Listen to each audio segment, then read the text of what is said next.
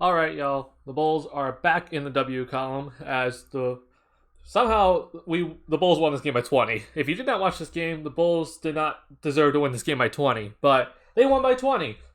This is all you really need to look at right here. Fourth quarter, Bulls outscored the Nets by 25. Crazy game.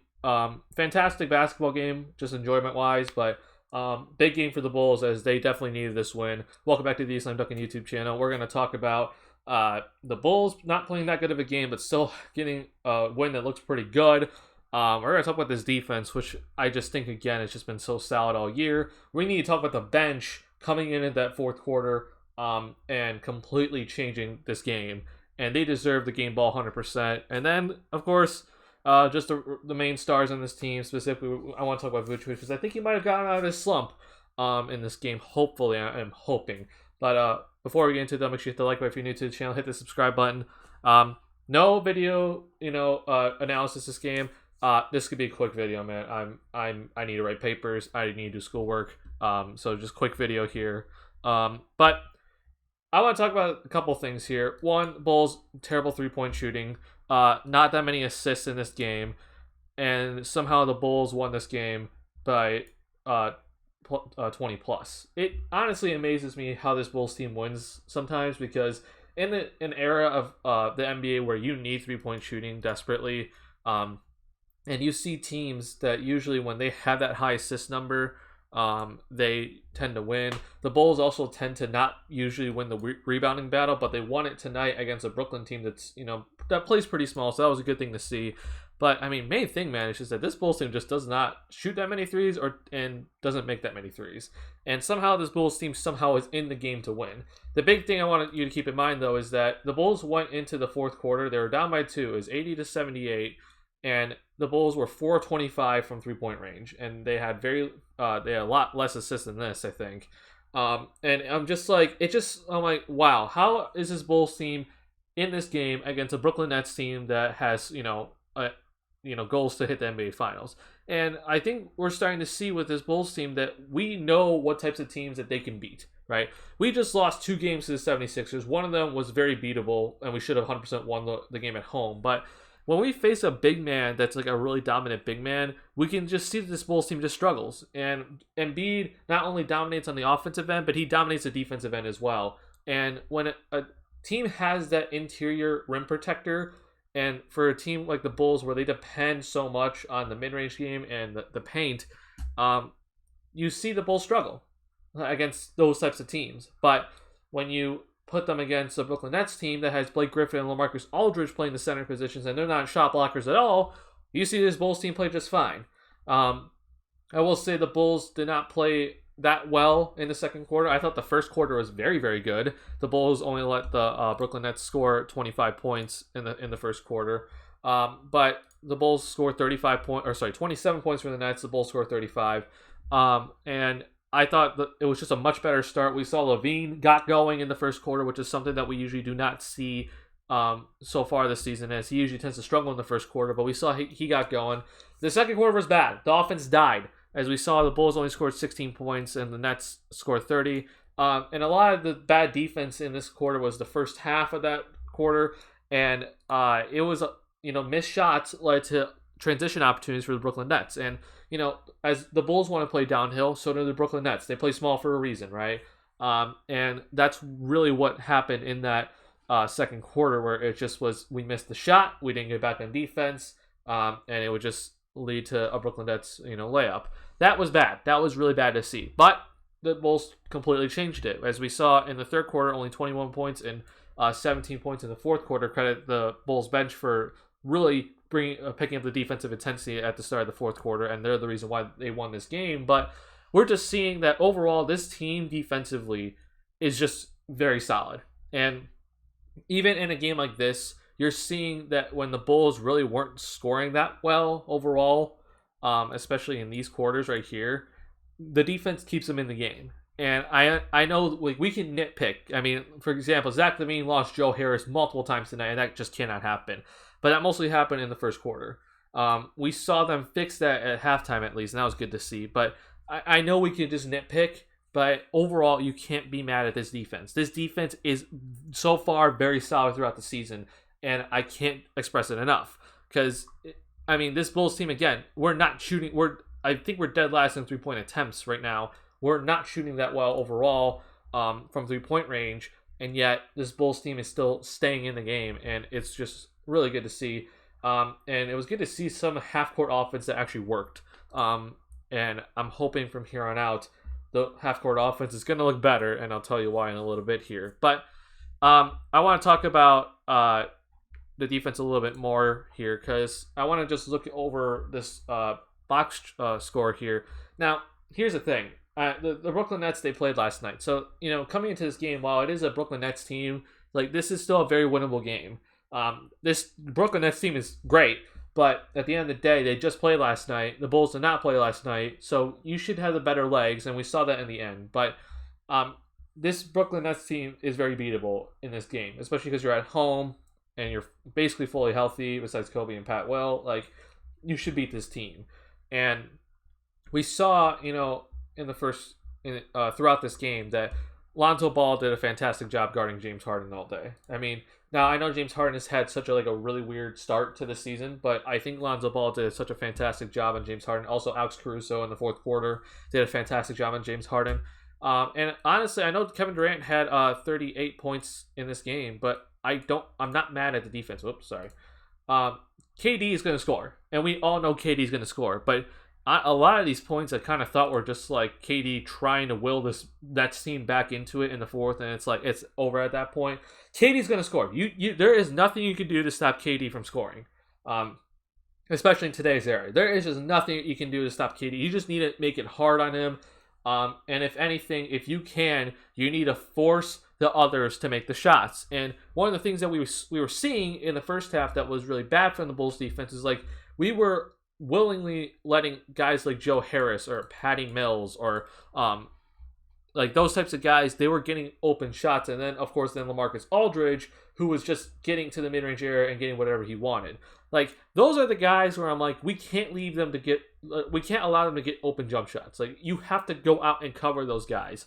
But guys like Bruce Brown, for example, Javon Carter, Paul Millsap at this point in his career, and Blake Griffin from the 3-point line, you let those guys shoot shots. Specifically Blake Griffin. Let Blake Griffin beat you from 3-point range. I know Blake Griffin's become a better shooter, but if you can stop Kevin Durant from taking a shot and make Blake Griffin shoot a 3-point shot, you take Blake Griffin shooting a 3-point shot. And that's what we saw the Bulls do in the second half, is that they realized, oh, hey, let's make these guys take the shots and not let guys like Joe Harris or Patty Mills take those wide open 3-point shots. We need to cover Patty Mills and Joe Harris, but if we're gonna let Blake Griffin shoot a wide open 3, that's good. We're gonna let Bruce Brown take a shot, that's good. We want Bruce Brown taking shots, and I think that was the main defensive adjustment in that second half, which really was a big part of the defensive intensity in that fourth quarter when neither Kevin Durant nor James Harden was on the floor for the Brooklyn Nets at the start of the fourth quarter, and we just saw the defense absolutely lock up because they were focused on the guys that should not be taking shots and letting other guys that they're fine taking shots take the shots. And we saw the Bulls go on an 11-0 run to start that fourth quarter, which now leads me to the bench. I want to talk about Alex Caruso, Derrick Jones Jr., Tony Bradley, and Ayo Dosunmu, man. These guys absolutely picked it up in the fourth quarter. They 100% deserved the game ball in this game because this was a really tough matchup throughout 3 quarters. It was a neck-and-neck game, but we saw this second unit outplay the Brooklyn Nets second unit, and they completely changed the tide. DeMar DeRozan was a part of that group as well, so give him credit. But the main guys you saw out there was specifically Ayo Dosunmu, as he was poking out balls, but hustling and then absolutely flying down the court in transition, which is what I want to see from more Bulls guards from here on out. But Alex Caruso was really guarding up James Harden when he came in, but also just getting deflections in general. And Derrick Jones Jr. and Tony Bradley were really diving onto the floor and getting loose balls, and that completely changed the game for the Bulls. And that's why the Bulls got the lead in the fourth quarter, and that's why they won this game, in my opinion. So just credit to the bench, as it was good to see the bench show up and really completely change this game. And I would assume, man, I mean, this dude I said was a first round talent. He fell to the second round. Bulls are lucky that we got him. And he's already a rotation piece for Billy Donovan, and that's great to see. And I'm hoping, honestly, that Derrick Jones Jr. gets more minutes because I think he has played extremely well. And I think, right now you got to roll with the guys that are playing well. But to finish off this video really quickly, I want to talk about the stars here because, I tweeted out in after the Philadelphia 76ers game that LaVine and DeRozan in that game, if I'm remembering correctly, they combined for 57 points. And the Bulls didn't score that. I don't think the Bulls broke 100 in that game. And this is just like pointing out, like, look, LaVine and DeRozan, like right now, I mean, both those guys are in the top 5 in the NBA in scoring right now, points per game wise. I believe, if I'm not mistaken. But either way, though, it's like these two guys, they're doing the work. All right, offensively. Now I understand a lot of people are like it's a bunch of iso ball. But when you look at this team, especially in the half-court offense, you could just see, man, that if the other guys are just not willing to be aggressive, then it's up to LaVine and DeRozan to save this team. And specifically, I'm looking at Vucevic here, who has struggled so mightily in the past couple of games that I'm like, LaVine and DeRozan, they're doing their job. Like, it's not, I even point out, like, it's not like they're taking over half of the team's shots. They're taking, like, less than half of the team's overall shots per game. And they're doing it pretty efficiently with their scoring.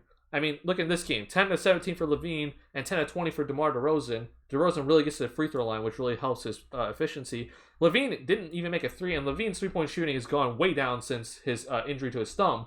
But either way, though, we're seeing that these guys, they're coming in, and while they may not play the best defense, they're the only guys that are showing up in the offensive end, right? And it's up to the other guys on the rest of the team, the rest of the guys, and that includes Vucevic right now, to come in and just at least be average. Because in that Philadelphia 76ers game, I believe, if I'm not mistaken, guys not named LaVine or DeRozan, they shot, I think, 35% from the field in that game. Maybe it was like 39%. But either way, it was just like, it was low. That's extremely low. And that's not good, right?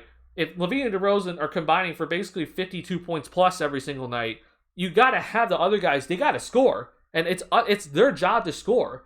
And, like, I mean, for example, in this game, like, Lonzo put in 13. Like, that's very capable. Like, he's very capable of doing that on a nightly basis. So, like, it's up to the other guys Lonzo had 11. I'm sorry, look at the plus minus there. But Lonzo put in 11, and, like, he's very capable of doing that. And he's honestly more capable of, like, putting in 15 every single night. Like, he's able to do that, and he needs to do that on this team, especially with Kobe White not being there right now. And obviously, I would assume it had a big 15 off the bench. But at the end of the day, man, like, I'm looking at Nikola Vucevic, and I'm just saying, if this dude can just average 16 points a game, this Bulls team's fine. And I mean, look, this Bulls team at the end of the third quarter was 4-25 from 3-point range, if I'm not mistaken. They were not doing the best overall shooting wise at that time. And we saw basically only LaVine and DeRozan as the only two guys that were actually scoring in this game for the Chicago Bulls. But the defense was still pretty solid in that game so far through 3 quarters. And Vucevic at that point, I believe, only had 4 points. Like, if Vucevic just can average 16 and the rest of the guys chip in what they should chip in, this Bulls team is looking pretty solid. And honestly, if this Bulls team just gets another sniper, which I'm looking at Matt Thomas, I'm kind of shocked he hasn't gotten any minutes so far this season. But if this Bulls team just gets another shooter, I mean, I'm looking at this Bulls team as being a very, very good team. And right now, the biggest issue is that, Zach LaVine can't hit a 3-point shot with his injury to his left thumb. And Vucevic has just not hit a shot. And yet this Bulls team is continuing to stay in games. If those shots goes down, we get Kobe White back, who's obviously a 3-point shooter, and we add another shooter to this team, and a shooter that can also play defensively. This Bulls team's looking pretty good. We're 7-3 right now as we stand, and I don't think this Bulls team has played its best basketball. So, I think this is a really big statement winning against this Brooklyn Nets team, because not only did you beat them, but you beat them in basically one quarter, where you outscored them by 25 points. And this is with KD and Harden there, right? I know Kyrie's not there, but this Nets team still has what it takes to get to the NBA Finals, and you were able to outscore them by 25 in one quarter. That's a fantastic job, and it shows that this Bulls team has that potential, and they're just right there. I feel like they're this close to being like shown as like a very solid team every single night. But due to Vucevic's lack of consistency and not being able to hit a shot, and the lack of 3-point shooting on this team, especially when Levine can't hit a three due to his injury, it has limited this Bulls team to kind of look very average. But I'm just like, this Bulls team can really get up to that next level with just a few changes or a few little tweaks. And I think the big one is obviously get Vucevic involved, which, by the way, I'm hoping tonight is the night where Vucevic kind of breaks out. He hit a three in that fourth quarter against the Brooklyn Nets, and you just saw once Vucevic hit that three, you saw the offense in the half-court change, because we saw teams basically leaving Vucevic wide open from the three-point line. They're just like, take it. We know you're not going to make it. But once he made that 1-3, now the Nets were going out and guarding him from basically anywhere on the perimeter. And we saw Vucevic hit that three and hit two mid-range shots off a pocket pass in the pick and roll in that fourth quarter. And I'm hoping that's the start for Vucevic to get going. Because again, I'm just saying, if this dude's just playing averaging 16, like, I'm not asking him to average 20 plus. I'm not asking him to average 16 points, which he's very capable of doing. This Bulls team's looking a lot better than it is right now. And the Bulls are 7-3 right now. So that's my just quick little thoughts on the Bulls versus Nets game. Hope you guys enjoyed this video. Big win for the Bulls. I'm very happy to see that, as the Dallas Mavericks now come to town. And we got to beat them. And no Porzingis, hopefully. But, if Porzingis isn't playing, Mavericks are very beatable. So, I look forward to that game. Hope you guys enjoyed this video. If you did, make sure you hit the like button. If you're new to the channel, hit that subscribe button. I'll see you guys in the next one. Peace.